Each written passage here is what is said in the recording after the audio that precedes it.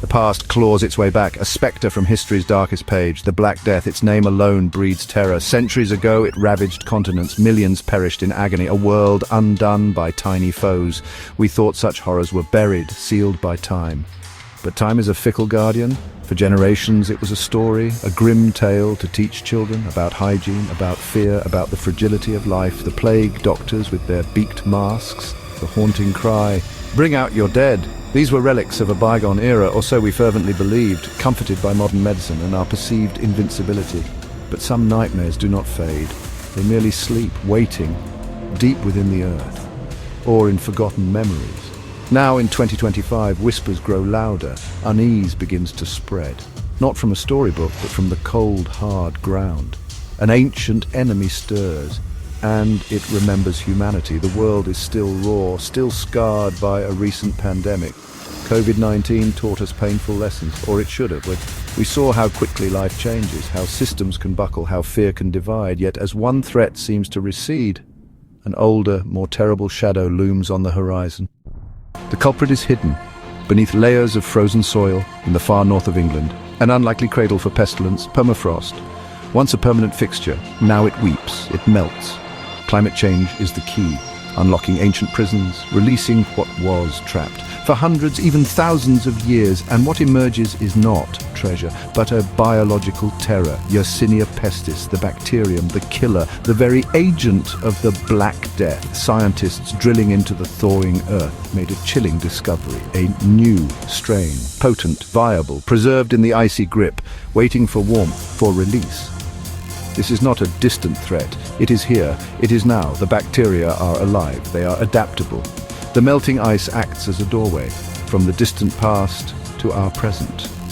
The implications are terrifying. How many other ancient microbes lie dormant in the frozen lands, waiting for their turn? The science is clear. This reawakened plague is aggressive.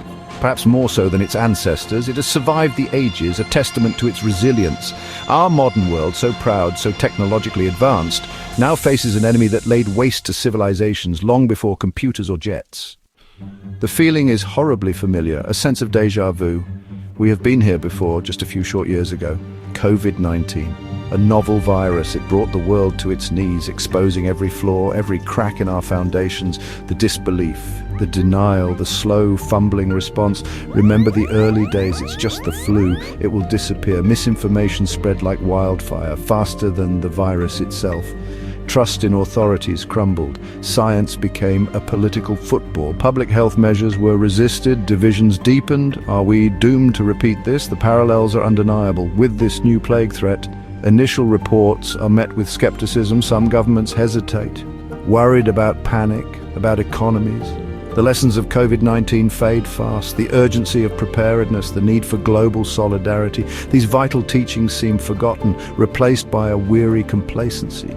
Our systems were tested by COVID-19 and many were found wanting. Healthcare stretched to breaking point, supply chains snapped, the economic fallout was immense, the social fabric frayed.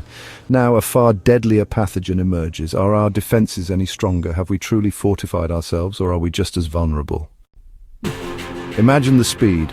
Our world is a network. Flights connect continents in just a matter of hours. Trade moves goods constantly and people are always on the move. A disease born in one corner can reach all others with blinding speed. There are no truly remote places anymore, not when it comes to infection. A cough in one city, a fever in another days later. Consider this new plague, highly infectious, lethal, spreading silently at first before symptoms explode. One case becomes 10, 10 become 1,000. Panic ignites. Cities become ghost towns. Travel halts, but it's too late. The pathogen is already everywhere. Its invisible tendrils wrapped around the globe. The consequences would be catastrophic. Economies would not just falter, they would collapse. Trust in governments would evaporate, replaced by fear and anger. Societies could unravel as people fight for scarce resources, for medicine, for safety. The thin veneer of civilization could crack under such pressure.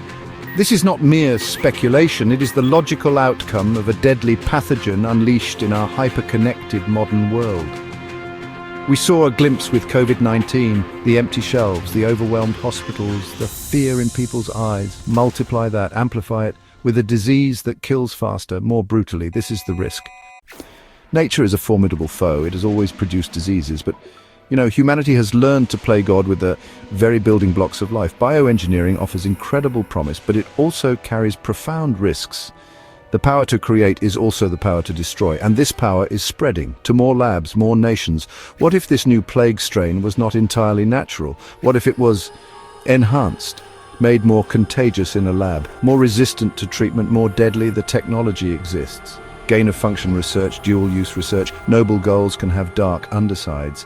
Accidents happen, intentions can be twisted.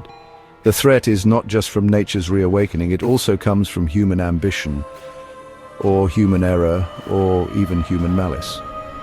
The proliferation of high-containment labs researching the world's deadliest pathogens increases the risk of leaks, of accidental exposure, or more chillingly, of deliberate weaponization, a biological arms race. The line is dangerously thin between defensive research and offensive development. The knowledge gained to fight a disease can also be used to make it worse or to create something entirely new. This adds a terrifying dimension to any emerging pandemic. Is it natural or engineered? The uncertainty alone breeds paranoia and complicates every response. We stand at a critical juncture. The spectre of the Black Plague returns, not as a historical footnote, but as an active present danger. This is our final warning, a summons to awaken, to prepare, to unite before the unthinkable happens, before the shadow fully engulfs us. The time for complacency is over. We need robust global health systems now, not tomorrow. Seamless information sharing across all borders without delay. Early detection, rapid response, these must be our watchwords. Investment in public health infrastructure not as a cost, but as an essential shield protecting all of humanity. This requires commitment and resources. Public awareness is paramount. Knowledge dispels fear. We must combat misinformation with clear, accurate, trusted facts. Educate citizens about the risks, about the signs, about protective measures. Foster a culture of shared responsibility. Pandemics are not just medical events, they are societal crises requiring everyone's participation. History whispers a chilling message. It repeats itself relentlessly, especially when its lessons are ignored. The Black Death reshaped the world. This re-emerged plague, or another like it, could do so again. Unless we learn, unless we act decisively.